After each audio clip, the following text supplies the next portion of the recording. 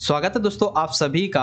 आज की इस वीडियो में हम देखेंगे क्लास 12th है हमारी और रिसेंटली अभी आपके जो टर्म 2 के एग्जाम्स हो रहे हैं इससे संबंधित आपका जो सब्जेक्ट है सोशियोलॉजी यानी कि समाजशास्त्र।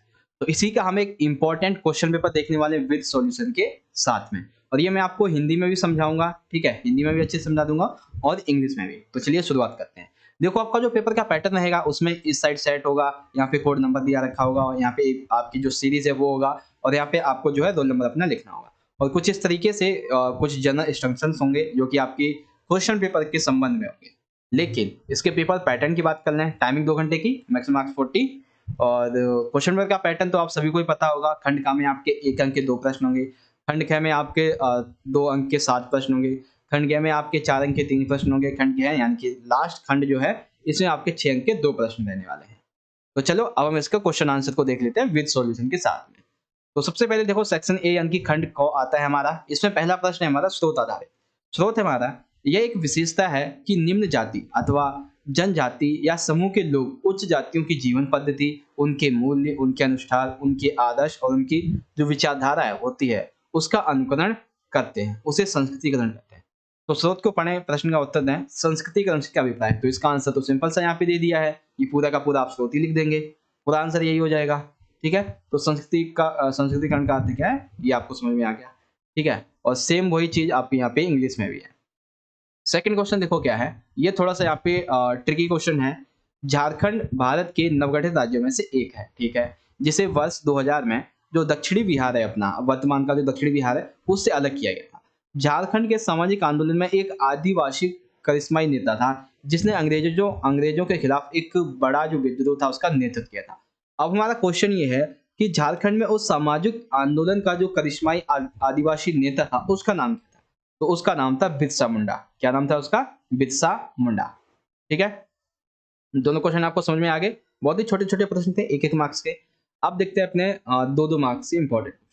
पहला क्वेश्चन है, देखो यहाँ पे, उपनिवेशवाद का अर्थ स्पष्ट करो। तो देखते हैं भाई उपनिवेशवाद क्या होता है। तो जब किसी एक शक्तिशाली देश के द्वारा, यानी कि मान लीजिए एक देश ये है और एक देश ये है, तो उसके द्वारा इस बी देश पर शासन किया जाना। शासन कैसे? कि इस बी देश की जो पॉलिटिकल है, जो इकोनॉमिकल और जो कह सकते हैं कि जो सांस्कृतिक जो स्थिति है उसको प्रभावित करे, तो उसको कहते हैं उपनिवेशवाद। ठीक है, उपनिवेशवाद क्या है? एक देश का दूसरे देश पर शासन करना। दूसरा क्वेश्चन इसी में 1 मार्क्स का, कि ब्रिटिश उपनिवेशवाद अब भी हमारे जीवन का एक जटिल हिस्सा है, कथन को उदाहरण से स्पष्ट करो। तो हाँ, हम कहेंगे बिल्कुल हिस्सा है। क्यों? क्योंकि ब्रिटिश उपनिवेशवाद में जो अंग्रेजी भाषा थी ये एक अहम भूमिका निभाती थी। यहाँ पे आप चाहें तो जो कपड़े थे उसके बारे में, और यहाँ पे आप खान पान के बारे में भी लिख सकते हैं, जो उदाहरण है उसके बारे में। ठीक है, तो ये लिख देंगे कि बहुत से भारतीय जो है, भारतीय जो है, अगर उन्हें अंग्रेजी भाषा आती है तो वो उन्हें मतलब उनका जो ज्ञान है उन्हें समाज में एक अच्छा और एक सम्मानपूर्वक स्थान प्रदान करता है। और जिन्हें अंग्रेजी भाषा नहीं आती है उन्हें रोजगार खोजने के क्षेत्र में काफी कठिनाइयों का सामना करना पड़ता है। जैसे अगर किसी व्यक्ति को जो कि दलित है, अगर उसे अंग्रेजी भाषा का ज्ञान है तो उसके लिए भी अवसर खुले होते हैं, वो भी अपना विकास कर सकता है। तो उपनिवेशवाद का अर्थ क्या है और ये किस तरीके से हमारे जीवन का भी हिस्सा है, ये चीज आपको समझ में आ गई। अब इसी को जो बच्चे इंग्लिश मीडियम में वो देख सकते हैं। Explain the meaning of colonialism. Explain the statement. British colonialism is still a complex part of our lives with examples. तो सबसे पहले बता देंगे है क्या और भारत के संदर्भ में। सेकंड क्वेश्चन देखो यहाँ पे, यानी कि क्वेश्चन नंबर 4 है, पूंजीवाद की विवेचना कीजिए। यानी कि पूंजीवाद होता क्या है इसके बारे में आपको यहाँ पे बताना है। तो देखो, देखिए सभी पॉइंट्स लिखे हुए हैं पूंजीवाद के बारे में, कि एक ऐसी अर्थव्यवस्था जो उत्पादन के साधनों पर स्वामित्व कुछ विशेष लोगों के हाथ में। यानी कि पूंजीवाद क्या है? एक ऐसी अर्थव्यवस्था हो जिसमें उत्पादन के जितने भी साधन होते हैं उस पर जो मालिकाना हक है वो किसका हो? कुछ विशेष लोगों का होना चाहिए। ठीक है, और इसका जो मुख्य काम है, जो प्रमुख उद्देश्य वो होता है मुनाफा कमाना, अधिक से अधिक उद्योगों को लगाना, नई नई तकनीकों का इस्तेमाल किया जाए ताकि जो उत्पादन है, जो सेवाएं हैं, उनको बढ़ावा दिया जाए। इससे क्या होता है कि बाजार जो होता है उसे एक बहुत बड़ी प्रतियोगिता भी मिलती है। यदि किसी देश की व्यवस्था पूंजीवादी होगी तो वो आर्थिक रूप से काफी शक्तिशाली होगा, और जब आर्थिक रूप से शक्तिशाली होगा तो राजनीतिक रूप से सिंपल सा हो ही जाएगा। तो पूंजीवादी व्यवस्था है क्या और इसको किस तरीके से लागू किया जा सकता है और इसके क्या परिणाम होंगे, ये चीज आपको समझ में आ गई। 2 मार्क्स में देखो कितना अच्छा प्रश्न पूछा गया है, और इंग्लिश में आप यहाँ पे देख सकते हैं इस क्वेश्चन को कैसे लिखेंगे। फिर आता है हमारा क्वेश्चन नंबर 5। इसमें देखो हमारा प्रश्न है, पश्चिमीकरण के बारे में अपने विचार लिखो। यानी कि पश्चिमीकरण क्या होता है। तो देखो जब भारत ने यानी कि ये भी कह सकते हैं कि ब्रिटिश शासन के दौरान लगभग 150 वर्षों के दौरान, कब? ब्रिटिश शासन के दौरान। ब्रिटिश शासन के दौरान जो 150 वर्षों में जो प्रौद्योगिकी, संस्था, विचारधारा और मूल्य परिवर्तनों में जो पश्चिमीकरण मतलब जो परिवर्तन हुए हैं, उनको कहते हैं पश्चिमीकरण।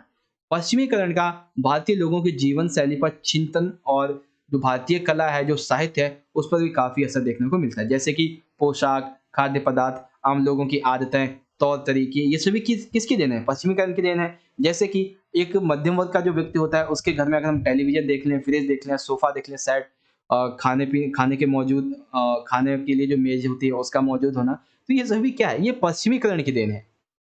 ठीक है? अब देखो श्रीनिवासन एक व्यक्ति हैं, वो ये कहते हैं कि जो निम्न जाति के लोग होते हैं, वो संस्कृतिकरण होते हैं, यानी कि उच्च जाति के लोगों को अपनाते हैं, और जो उच्च जाति के लोग होते हैं, वो पश्चिमीकरण को अपनाते हैं, यानी कि दोनों एक-दूसरे से जुड़े हुए हैं।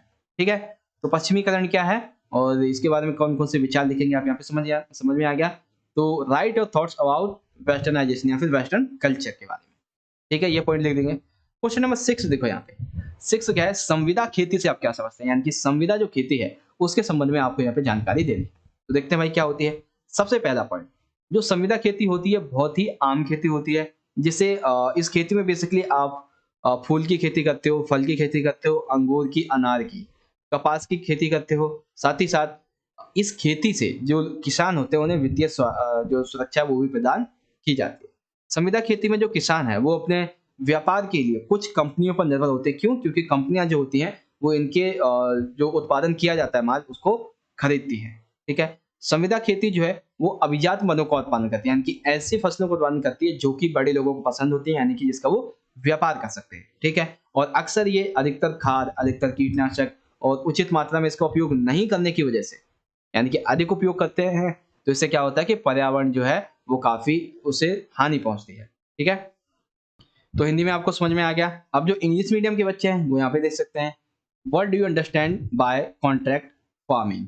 कॉन्ट्रैक्ट फार्मिंग क्या होती है, देख सकते हैं। क्वेश्चन नंबर 7 है, स्वतंत्र भारत में जो भूमि सुधार लागू किए गए थे, वो किस तरह से किए थे, ये आपको समझाना है। तो स्वतंत्र भारत में नेहरू जी और उनके अनेक जो नीति सलाहकार थे, उन्होंने इन 20 सालों के दौरान 1950 से 70 के बीच में कुछ भूमि सुधार कानून लागू किए। जैसे कि इन्होंने क्या किया, सबसे पहले तो राज्य स्तर पर और राष्ट्रीय स्तर पर दोनों पर ही परिवर्तन किए। जैसे जमींदारी व्यवस्था को समाप्त किया, लेकिन ये कुछ ही क्षेत्रों तक संभव हो पाया, बाकी जगहों पर इसका विरोध किया गया। पट्टेदारी को खत्म कर दिया गया। पट्टेदारी यानी कि एक तरीके से कह सकते जो किराए पे लेकर भूमि किया करते थे, उस चीज को खत्म कर दिया गया। लेकिन ये 2 ही क्षेत्र में संभव हो पाया, बंगाल और केरल में। तो ये भूमि सुधार स्वतंत्र भारत में किए गए थे, सिंपल सा। ठीक है? 8 को 7 समझ में आ गया। How land reforms were implemented in independent in India. इस तरीके से आप इसका आंसर लिख देंगे। क्वेश्चन नंबर 8 आ जाता है हमारा। हाँ, औपचारिक क्षेत्र और अनौपचारिक क्षेत्र की तुलना कीजिए, या फिर ऐसे पूछा जा सकता है, संगठित और असंगठित क्षेत्र की तुलना कीजिए। तो देखो, औपचारिक क्षेत्र सिंपल सी बात है भाई, जो सरकार से संबंधित हो गए, जो कि सरकार के संबंध में पंजीकृत हो गए, यानी कि और उनकी जो भर्ती की प्रक्रिया वो अधिक पारदर्शी होगी, इनकी नौकरियां यहाँ पे सुरक्षित होंगी। साथ ही साथ अगर आपकी कोई शिकायत है, तो उसके निवारण के लिए एक तंत्र होता है। ठीक है? और यहाँ पे क्या होता है कि संगठित या फिर औपचारिक क्षेत्र में जो इकाइयाँ होती हैं, वो 10 या उससे अधिक लोग पूरे वर्ष भर रोजगार कार्य करते रहते हैं। ठीक है? अब देखो, असंगठित, इन्हें सरकार के साथ में पंजीकरण होने की आवश्यकता नहीं होती है। इन्हें कभी भी उचित वेतन नहीं मिलता, पेंशन नहीं मिलती है, अन्य लाभ भी नहीं मिल पाते, और यहाँ पे नौकरियां भी सुरक्षित नहीं होती। तो औपचारिक क्षेत्र, अनौपचारिक क्षेत्र के बारे में ये चीज समझ में आ गई। अब देखो अगला क्वेश्चन है, सामाजिक आंदोलन के किन्हीं 2 सिद्धांत और उनकी सीमाएं बताओ। तो पहले 2 सिद्धांत बताएंगे, फिर उनकी सीमाएं। तो सबसे पहला सिद्धांत हमने लिया है सापेक्षिक वंचन का सिद्धांत। इसमें क्या होता है कि ये कहता है कि सामाजिक संघर्ष, यानी कि सामाजिक संघर्ष है, वो तब उत्पन्न होता है जब सामाजिक समूह अपनी स्थिति खराब समझता है। देखो, सामाजिक संघर्ष कब उत्पन्न होता है? जब किसी व्यक्ति को लगता है कि उसकी सामाजिक स्थिति काफी खराब है। इसकी सीमाएं क्या है? इसकी सीमा ये है कि सामूहिक गतिविधियों के लिए वंचन का आवास आवश्यक है, लेकिन यह एक पर्याप्त कारण नहीं है।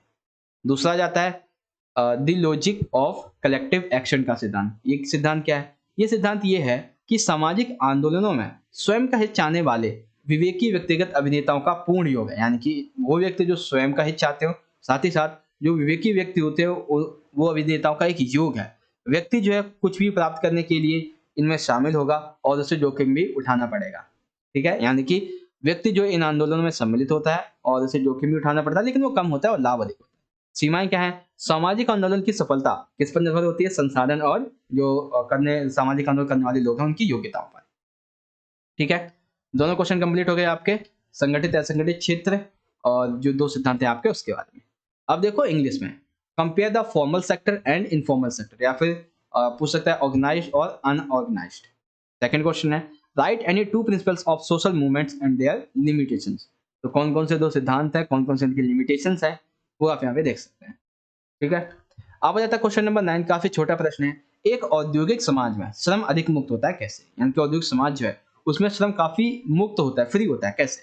तो देखो, एक ठेकेदारी प्रणाली के माध्यम से आकस्मिक, यानी कि अगर उद्योगों में जल्दी से जल्दी हमें कार्य स्थापित करना है या फिर कुछ मजदूर की कमी हो गई है, तो एक इस ठेकेदारी प्रणाली के द्वारा जो श्रम होता है वो लोगों को दिया जाता है। श्रम जब वे अभी कर्ज में होते हैं, अगर व्यक्ति कर्ज में है, ठीक है, तो वो ठेकेदार के दायित्व में बंधे हैं। अगर कर्ज में नहीं है तो अन्य सामाजिक और जो ठेकेदार के दायित्व उससे उसमें नहीं बंधे हैं, वो उन अनुबंधों को तोड़ सकते हैं और कहीं जाके दूसरी जगह भी काम कर सकते हैं इस तरीके से। तो 9 में लिखेंगे, labour is more free in an industrial society, how. तो किस तरीके से, ये आपको समझ में आ गया। अब देखो सेक्शन नंबर आता है सी। सी में देखो हमारा क्वेश्चन है कि औपनिवेशिक काल में भूमि सुधार के परिणामों की समीक्षा कीजिए। तो देखो, भूमि सुधार जो किए गए थे उसके क्या परिणाम थे और कदम कौन कौन से थे। तो देखो, परिणाम में बेसिकली यहाँ पे जो प्राथमिक उद्देश्य लिखे इसी में लिख देंगे। कैसे? देखो, पहला परिणाम यहाँ से लिख देंगे आप कि पहले से जो कृषि संरचना बनी हुई थी, उस संरचना में जो बाधा पैदा हुई थी उसको खत्म किया गया। ठीक है, पहला पॉइंट आपका ये हो जाएगा। दूसरा पॉइंट, शोषण और सामाजिक असमानता को दूर किया गया। तीसरा पॉइंट हो जाएगा यहाँ से कि समाज के सभी वर्ग वर्ग के जो लोग हैं उनमें एक सही स्थिति और अवसर की जो समानता है उसे स्थापित किया जाए। तो बेसिकली ये आपको जो प्राथमिक उद्देश्य है ये आपको 3 पॉइंट में लिखना है, याद रखिएगा 3 पॉइंट में लिखना है। ठीक है, अब 2 कदम उठाए गए। एक था जमींदारी व्यवस्था। इसमें क्या था कि इसमें इस प्रणाली में जमींदार जो था वो भूमि का स्वामी माना जाता था और सरकार से कृषक का सीधा संबंध नहीं होता, अपितु जो जमींदार जमींदार होता था उसे कृषि जो किसान हुआ करते थे वो अपना कर देते थे, फिर जमींदार उस कर को सरकार तक पहुंचाता था। फिर इस व्यवस्था को रैयतवाड़ी व्यवस्था में खत्म कर दिया गया। रैयत यानी कि किसान से संबंधित है। इस व्यवस्था में क्या किया कि जो भूमि थी उसका कर सीधा कृषक के द्वारा सरकार को दिया जाने लगा और बीच में से जमींदार को हटा दिया गया। तो इस तरीके से औपनिवेशिक काल में भूमि सुधार के परिणाम क्या थे और कौन कौन से कदम उठाए गए ये आपको समझ में आ गया। इंग्लिश में देखेंगे, examine the consequence of land reforms during the colonial period. तो कौन कौन से थे? पहले प्राइमरी ऑब्जेक्टिव क्या है? जमींदारी सिस्टम, रैयतवाड़ी सिस्टम। ठीक है, अब आ जाता है क्वेश्चन नंबर 11। अन्य देशों की तुलना में भारत में खनन दुर्घटनाओं की दर बहुत अधिक है। इसके परिणामों की चर्चा करते हुए किसी एक अधिनियम के बारे में बताएं और अथवा में ठेकेदारी व्यवस्था पर किन्हीं 4 तर्कों के साथ टिप्पणी कीजिए। तो सबसे पहले खनन दुर्घटना के बारे में देखो। तो सबसे पहला, दुर्घटनाएं होती कैसे हैं? तो देखो, जितनी भी खदानें भूमिगत होती हैं, ठीक है, तो वहाँ पे अगर बाढ़ आ जाती है कई बार तो उसकी वजह से लोगों की मौत हो जाती है, आग लग जाती है, छतें ढह जाती हैं, साथ ही साथ गैस जो होती है उसकी कमी हो जाती है, वेंटिलेशन की कमी हो जाती है, विफल हो जाते हैं। तो इसकी वजह से बहुत सारी जो खतरनाक परिस्थितियाँ होती हैं उसका सामना करना पड़ता है और कई बार इनकी वजह से लोगों की मृत्यु भी हो जाती है। कई श्रमिकों को स्वास्थ्य संबंधी जो समस्याएं होती हैं तो उन्हें फिर भी उन्हें खनन में काम करना पड़ता है जिससे उनकी मृत्यु हो जाती है। उन्हें बहुत सारी बीमारियां भी हो सकती हैं। जो खदानें, यानी जमीनी खदानों में, जो खदान जमीन के ऊपर की खदान होती हैं वहाँ पे लोगों को तेज धूप और बारिश का सामना करना पड़ता है जो कि उनके शरीर के लिए काफ़ी अच्छा नहीं होता है। खनन में कभी भी विस्फोट हो जाता है, वस्तुएँ गिरने लगती है जिसकी वज़ह से लोगों को चोट लगती है, उनकी मृत्यु भी हो जाती है। अब एक था एक्ट आया था 1952 में। इसमें ये कहा गया था कि मज़दूर जो हैं, उनके विभिन्न जो कार्य हैं उनको स्पष्ट किया गया था। जैसे कोयले की खानों में काम करने के लिए एक स्पष्ट नियम बनाए गए थे। यानी कि पहले कार्यों को स्पष्ट कर दिया, फिर नियमों को स्पष्ट कर दिया। लेकिन यहाँ पे जो ठेकेदार थे वो इसका पालन नहीं करते थे। कैसे? कोई भी दुर्घटना होगी, किसी कर्मचारी की मृत्यु होगी तो ठेकेदार जो थे वो इस जिम्मेदारी से मुकर जाते थे कि ऐसा कुछ नहीं है। ठीक है? इसके अतिरिक्त वे अपनी जिम्मेदारी को भी नहीं निभाते थे और काम पूरा होने के बाद वो जो जहाँ पे खनन किया करते थे उसे समतल भी नहीं करते थे। तो आपको समझ में आ गया, खनन दुर्घटनाएं बहुत अधिक हैं, परिणाम और इसके बारे में अधिनियम। अगला क्वेश्चन है, ठेकेदारी व्यवस्था पर किन्हीं 4 तर्कों के साथ में टिप्पणी करो। तो ठेकेदारी व्यवस्था क्या होती है इसके संबंध में देखो सभी पॉइंट्स यहाँ पे आपको क्लेरिफाई करता हूँ। पहला पॉइंट क्या है कि ठेकेदारी व्यवस्था का उपयोग कब किया जाता है? कब जो निर्माण स्थल होते हैं और जो ईंटों पर काम करने वाले श्रमिक होते हैं उसके लिए। इसमें क्या होता है कि जो श्रमिक होते हैं उनकी भर्ती की प्रक्रिया के बारे में चर्चा है। कैसे? जो ठेकेदार होते हैं वो गाँव-गाँव जाते हैं, लोगों से पूछते हैं कि भाई तुम्हें काम चाहिए? अगर वो कहते हैं कि हाँ, हमें काम चाहिए, तो ठेकेदार उन्हें थोड़े से पैसे ऋण दे देता है, ठीक है? और ऋण दे क्यों दे देता है, यानी कि उधार क्यों देता है? इससे एक अग्रिम वेतन यानी कि अग्रिम दिहाड़ी मान लिया जाता है और श्रमिक तब तक बिना किसी मजदूरी के काम करता रहता है जब तक कि उसका ऋण नहीं चुक जाता है। इस व्यवस्था से पहले खेतिहर मजदूरों को उनके जमींदार ने कर्ज से बांध लिया था, यानी कि कर्ज यानी कि वो अधिक कर्ज दे देते थे और उन्हें एक तरीके से बंधुआ मजदूर बना देते थे, ठीक है? और लेकिन उस समय क्या था कि वे अनुबंधों को तोड़ सकते थे, एक नया नियोक्ता भी ढूँढ सकते थे। कभी-कभी जो है वो पूरा परिवार इस काम के लिए पलायन करता था और कुछ बच्चे अपने माता-पिता की इसमें मदद भी किया करते थे। ठीक है? तो खनन दुर्घटनाएँ और ठेकेदारी व्यवस्था कंप्लीट हो गया आपका क्वेश्चन नंबर 11। 2 क्वेश्चन थे इसमें बेसिकली। अब इंग्लिश में देखो क्या आएगा, the rate of mining accident in India is very high as compared to other countries. Discussing the consequence mention any one act. Comment on the contract system with any 4 arguments. तो सबसे पहले ये देख लीजिए छोटा सा answer and then contract system के बारे में सभी पॉइंट। अब आ जाता है हमारा क्वेश्चन नंबर 12। 12 में देखो बहुत ही अच्छा प्रश्न, बहुत ही कह सकते हैं बहुत ही अच्छा है बेसिकली। सामाजिक आंदोलन किसे कहते हैं? तो देखो भाई, वे आंदोलन जो समाज के लिए चलाए जाते हैं, यानी कि वे आंदोलन जो समाज में फैली जाति व्यवस्था के विरुद्ध, भेदभाव के विरुद्ध और राष्ट्रीय स्वतंत्रता संग्राम से संबंधित आंदोलन चलाए जाते हैं, उनको सामाजिक आंदोलन कहते हैं, जो कि एक समाज को आकार देते हैं, ठीक है? और जो समाज में परिवर्तन लाने के लिए होते हैं। ये चीज़ समझ में आ गई। दूसरा क्या है, इसके लक्षण देखो। तो लक्षण क्या-क्या हो सकते हैं? सामाजिक आंदोलन जो है, वो किसी जनहित के मामले में परिवर्तन लाने के लिए होते हैं। जैसे कि आदिवासियों का जंगल पर अधिकार होना चाहिए, विस्थापित जो लोग हैं उनका पुनर्वास होना चाहिए। ये सामाजिक परिवर्तन को लाने के लिए होते हैं। साथ ही साथ लंबे समय तक जो सामूहिक गतिविधियाँ होती हैं उनको नियंत्रित करने की आवश्यकता के लिए होते हैं।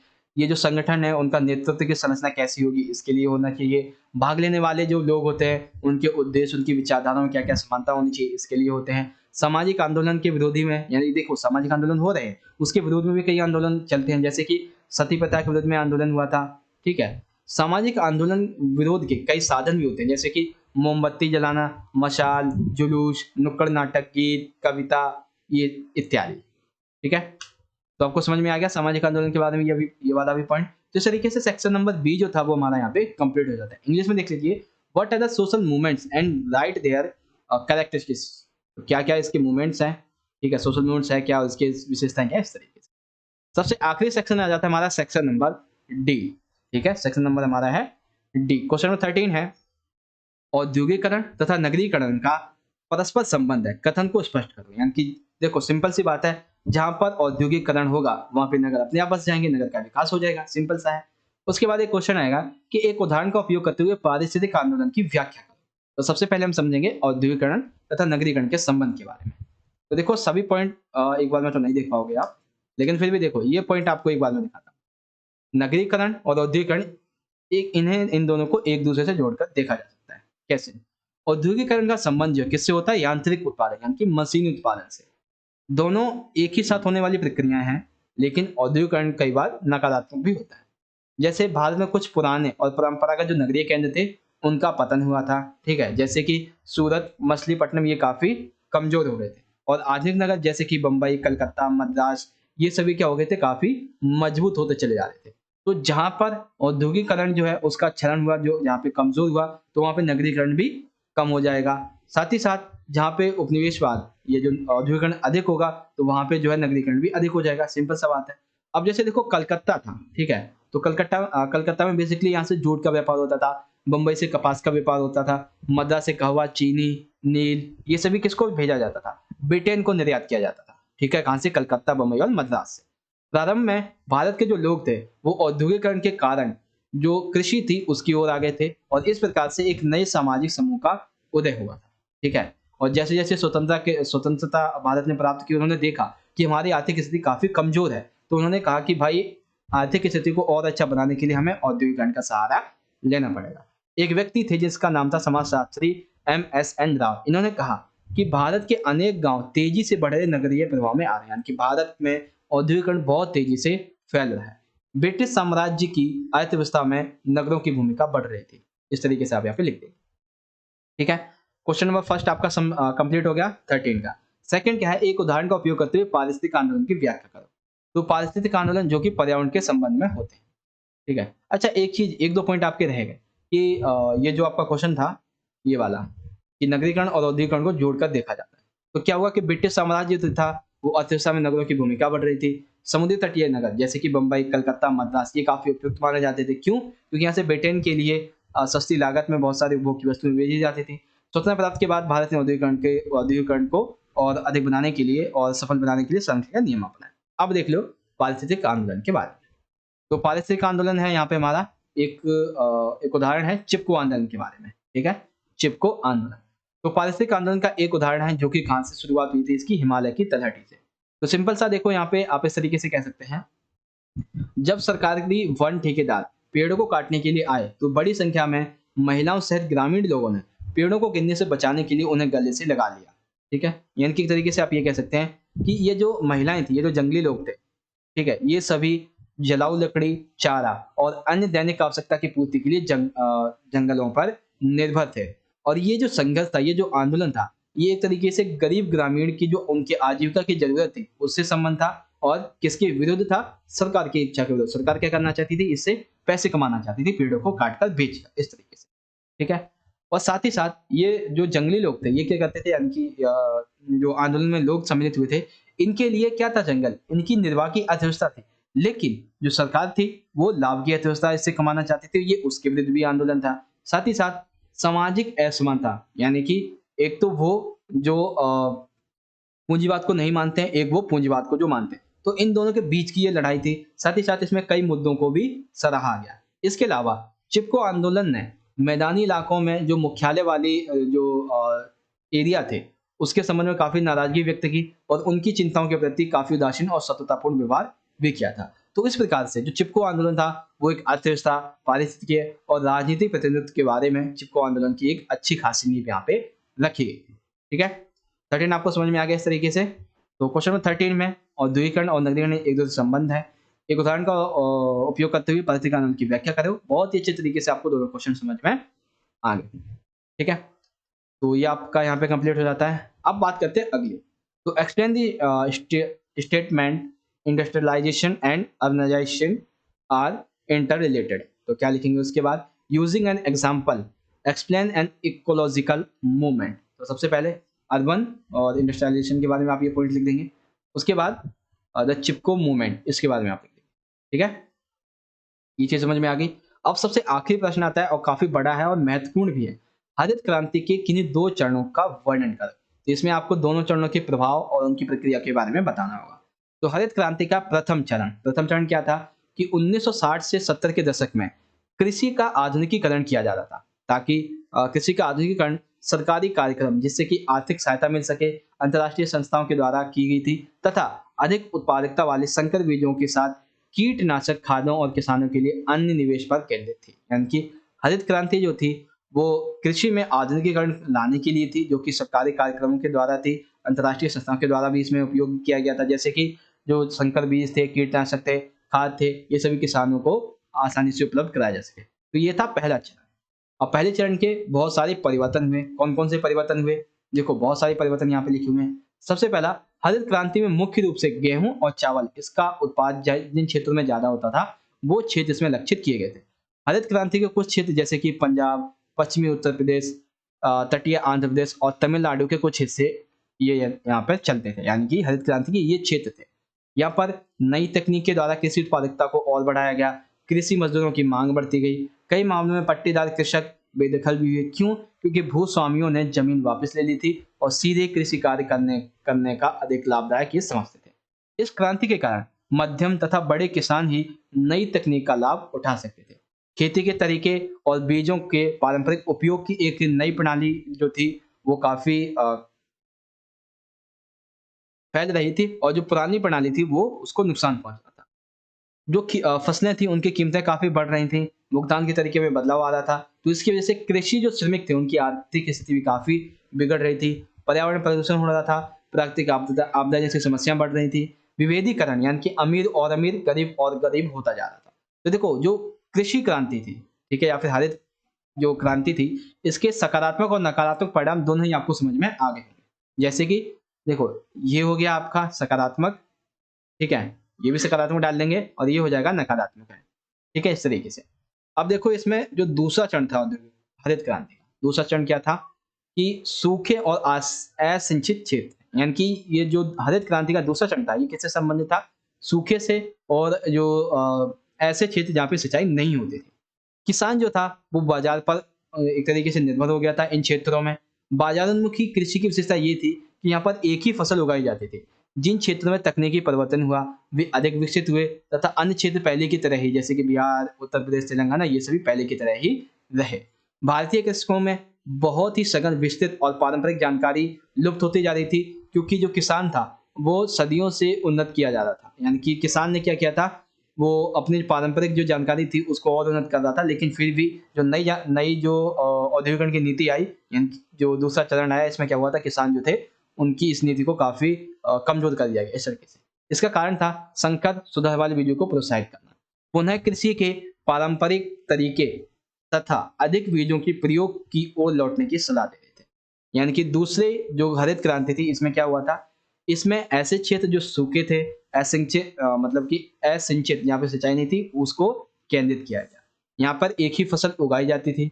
पहले क्या हुआ था कि जो पारंपरिक तकनीक थी, उसको छोड़कर एक नई तकनीक को यहाँ पर बढ़ावा दिया गया, जिसमें कई सुधार वाले बीजों को प्रोत्साहित किया गया और अधिक बीजों का उपयोग करने की सलाह दी गई इस तरीके से।